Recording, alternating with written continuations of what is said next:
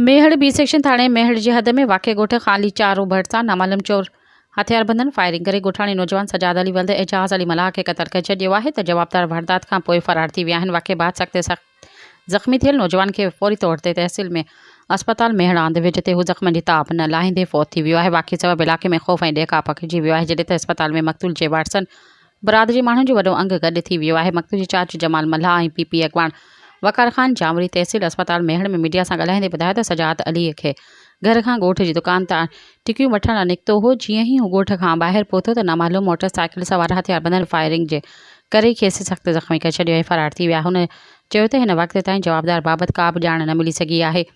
Police वाक़े वारे हंध ऐं अस्पताल पहुची तफ़सील वरिता आहिनि जॾहिं त मक़तूल जो पोस्टमार्टम मुकमल करण बाद लाश वारसनि हवाले कयो वियो।